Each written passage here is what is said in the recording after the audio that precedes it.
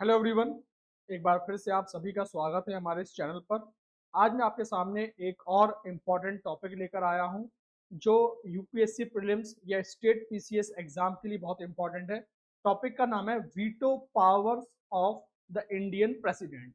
इस वीडियो में मैं आपको बहुत ही सिंपलेस्ट मैनर में विद एग्जाम्पल जो वीटो पावर है हमारे प्रेसिडेंट की वो समझाऊंगा, और यूएस प्रेसिडेंट से उसको कंपेयर भी हम करेंगे क्योंकि हमारे सिलेबस का पार्ट है comparison of Indian constitution with the other constitutions of the world. तो आइए शुरुआत करते हैं। तो जैसे कि टॉपिक है हमारा वीटो पावर्स, तो वीटो पावर देखिए हमें क्यों चाहिए। मींस जो हमारे कॉन्स्टिट्यूशनल फ्रेमर्स हैं उन्होंने जो हमारे प्रेसिडेंट हैं उनको वीटो पावर क्यों दी है। तो देखिए president is an integral part of the Indian parliament. तो जब हम पढ़ते हैं इंडियन पॉलिटी तो वहां पे हम देखते हैं parliament consist of the president and to houses.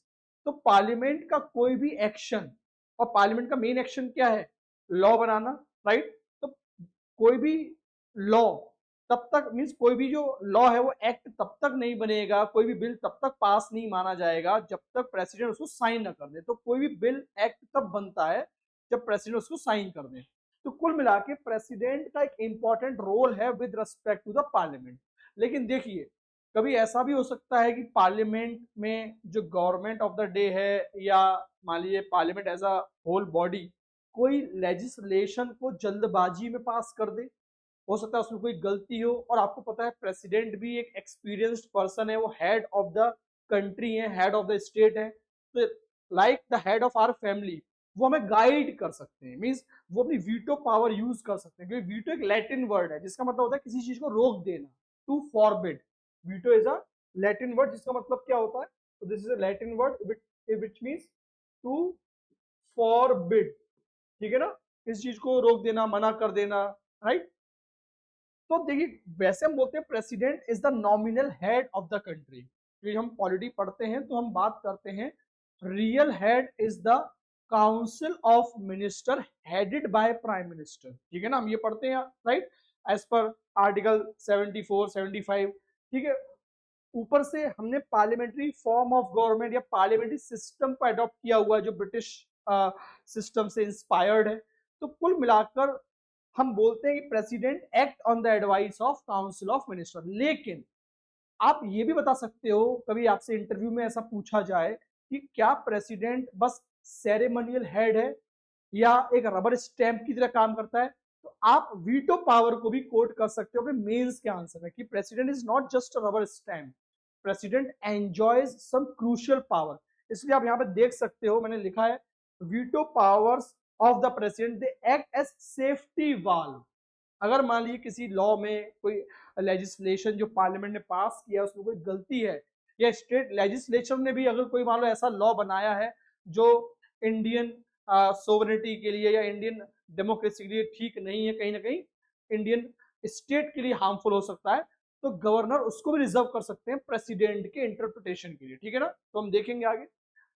अब हम बात करते हैं कि कॉन्स्टिट्यूशन में बेसिस क्या है। तो देखिए आपको ये आर्टिकल याद रखना है, article 111 of the Indian constitution.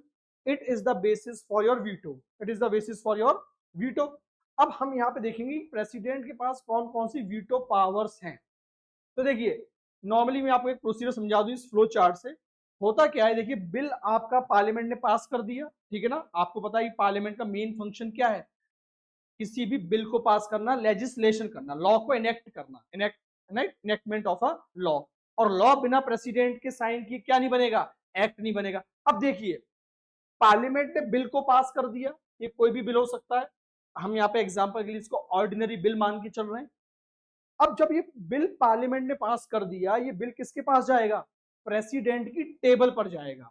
अब प्रेसिडेंट के पास जब ये बिल आ गया तो देखिए प्रेसिडेंट के पास क्या चॉइस है। और एक चीज और आप याद रखना, आपको कोई भी चीज रटनी नहीं है, आपको समझना है कि आर्टिकल 111 में कुछ ऐसी नई बातें नहीं कही गई हैं, सिर्फ और सिर्फ लॉजिक है कि भाई अगर आप भी प्रेसिडेंट होंगे और आपके पास अगर कोई चीज आएगी तो हर इंसान के पास ऑप्शंस होते हैं, चॉइस होती है। तो ऐसे ही प्रेसिडेंट के पास भी चॉइस है। प्रेसिडेंट के पास क्या चॉइस है कि या तो एसेंट दे दें बिल को। एसेंट का मतलब क्या होता है कि बिल पे साइन कर दें कि ठीक है आपने जो बिल पास किया पार्लियामेंट ने, मैं एग्री करता हूं, मुझे कोई ऑब्जेक्शन नहीं है, और वो बिल क्या बन जाएगा, साइन करते ही एक्ट बन जाएगा। तो एसेंट का मतलब साइन कर देना कि यस ग्रीन सिग्नल, ठीक है मैं साइन कर देता हूं। दूसरा ऑप्शन क्या है, विद होल्ड। अब विद होल्ड में आपको नेक्स्ट स्लाइड में समझाऊंगा, राइट। तो विद होल्ड में आपको क्या देखना है कि अभी मैं आपको ऑप्शन दूंगा कि इसके अंदर भी क्या आता है। और तीसरा ऑप्शन क्या है, send back the bill for reconsideration. तो इस पर हम आएंगे, पहले विद होल्ड समझ लेते हैं। तो देखिए विद होल्ड में क्या क्या आता है। विद होल्ड में भी दो चॉइस है प्रेसिडेंट के पास। एक, या तो वो कुछ ना करें, मान लीजिए प्रेसिडेंट की टेबल पर बिल आ गया, तो ना तो प्रेसिडेंट ये बोले कि मैं साइन नहीं कर रहा, या प्रेसिडेंट ये बोले कि मैं साइन कर रहा हूं, चुपचाप साइलेंट हो जाएं, मम, कीप मम, भाई मैं कुछ नहीं कर रहा, राइट। ना प्रेसिडेंट साइन कर रहे हैं, ना ही उसको वापस भेज रहे हैं, ना ही उसको मना कर रहे हैं, नो एक्शन, प्रेसिडेंट की तरफ से कोई एक्शन नहीं है।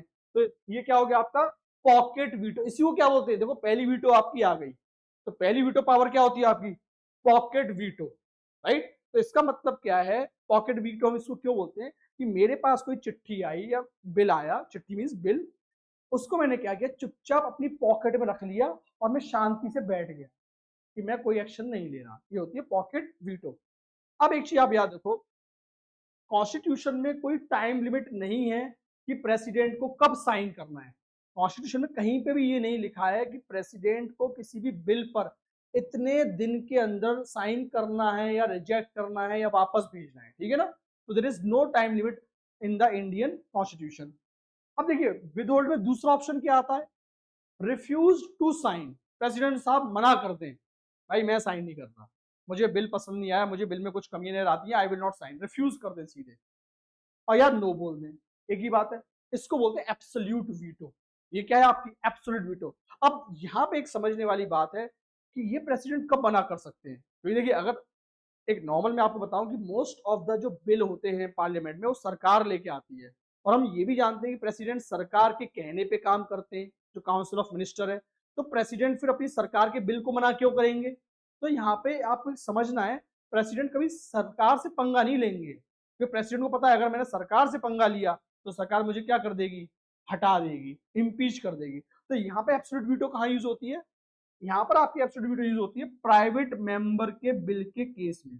अगर आपका प्राइवेट मेंबर कौन होता है आपका, जो मिनिस्टर ना हो, तो ऐसा मेंबर पार्लियामेंट का, जैसे पास्ट में शशि थरूर एक बिल लेके आए थे, उससे पहले भी कई एमपीज हैं, तो जो सरकार का आदमी ना हो, जो मिनिस्टर ना हो, ऐसा कोई भी एमपी चाहे वो रूलिंग पार्टी का हो या अपोजिशन पार्टी का, और वो बिल लेकर आता है, तो प्रेसिडेंट उसको नो कह सकते हैं। तो काउंसिल ऑफ मिनिस्टर प्रेसिडेंट को क्या बोलेगी, मना कर दो सर, मैं साइन नहीं कर रहा। दूसरा केस क्या है, मान लो जो करंट गवर्नमेंट है उसके खिलाफ नो कॉन्फिडेंस मोशन पास हो गया मान लो, या वो गवर्नमेंट मेजोरिटी लॉस कर चुकी है, तो ऐसे में प्रेसिडेंट को कोई फियर नहीं है अपने इम्पीचमेंट का। तो प्रेसिडेंट सोच सकते हैं कि भाई मैं नहीं साइन कर रहा, है ना, मेरा मैं आई विल नॉट साइन, क्योंकि उन्हें पता है कि जो करंट गवर्नमेंट है ये अब कॉन्फिडेंस लूज कर चुकी है, अब नई सरकार आएगी, और नई सरकार देखते हैं क्या बोलती है कि करना है कि नहीं करना है। तो मीन्स जब सरकार क्या हो, government loss the majority, government loss the majority, ठीक है। तीसरा केस क्या बनता है आपका, तीसरा केस बनता है जब कोई स्टेट वाला लॉ हो, स्टेट लॉ की बात आए। तो जो आपका आर्टिकल है 201, उसमें गवर्नर के पास पावर होती है प्रेसिडेंट के कंसिडरेशन के लिए स्टेट लेजिस्लेचर द्वारा बनाया गया बिल उसको रिजर्व करने की। तो कौन रिजर्व करता है, गवर्नर, किसके लिए, प्रेसिडेंट के लिए। कि अगर उनको लगता है कि कोई स्टेट द्वारा कोई ऐसा कानून बनाया जा रहा है जिससे जो हमारी सेंट्रल गवर्नमेंट या सेंट्रल की जो पावर्स हैं कहीं ना कहीं अफेक्ट होंगी, या कुछ केस में मैंडेटरी, जैसे मान लो हाई कोर्ट की पावर कम कर दी जाए, है ना, हाई कोर्ट की पावर से छेड़खानी कर दी जाए, तो वहां पर ये मैंडेटरी है गवर्नर के लिए कि वो बिल को किसके लिए रिजर्व करे, प्रेसिडेंट के लिए। अब देखिए आपको पता है, या just I will share this information, कि प्रेसिडेंट को रिमूव कौन कर सकता है, पार्लियामेंट, स्टेट लेजिस्लेचर नहीं कर सकता। तो प्रेसिडेंट को कोई डर नहीं है यहाँ पर स्टेट लॉ को रिजेक्ट करने में, क्योंकि डर किससे है, सेंट्रल काउंसिल ऑफ मिनिस्टर से। तो स्टेट लॉ का केस हो गया, राइट। तो कभी किसी, जब मैं आपको गवर्नर किसी टॉपिक में पढ़ाऊंगा वहां पे इसको डिटेल में बता दूंगा। तो कुल मिला के अभी तक हमने क्या देखा कि विदहोल्ड में आपकी दो तरीके की वीटो निकल के आती है, एक पॉकेट वीटो, दूसरी एब्सोल्यूट वीटो। ठीक है, लेकिन एब्सोल्यूट वीटो प्रेसिडेंट कुछ ही केस में यूज कर सकते हैं जो मैंने यहाँ पे लिखे हैं। नॉर्मल केस में प्रेसिडेंट एब्सोल्यूट वीटो यूज नहीं कर सकते, क्योंकि नॉर्मल केस में ज्यादातर जो बिल होते हैं पार्लियामेंट में कौन लेके आता है, सरकार लेके आती है, और प्रेसिडेंट अपनी सरकार के खिलाफ नहीं जाते हैं अनटिल अनलेस कोई माइनॉरिटी सिचुएशन आ जाए या सरकार का टाइम पूरा होने वाला हो, जब प्रेसिडेंट को पता हो कि ये सरकार तो जाने वाली है, अब नई सरकार आने वाली है, तो वो उस पर क्या कर सकते हैं, एब्सोल्यूट वीटो यूज कर सकते हैं। आगे बढ़ते हैं। मींस तो हमारी क्या हो गया, एसेंट हमने डिस्कस कर लिया, हमने विदहोल्ड डिस्कस कर लिया। अब बात करते हैं इसकी सेंड बैक फॉर रिकंसिडरेशन। देखिए, ओरिजिनल कॉन्स्टिट्यूशन में पहले ये पावर प्रेसिडेंट के पास नहीं थी, राइट। ये सेंड बैक फॉर रिकंसिडरेशन है, ये बाद में ऐड की गई है, राइट। इसको क्या हम बोलते हैं, इसको बोलते हैं सस्पेंसिव वीटो।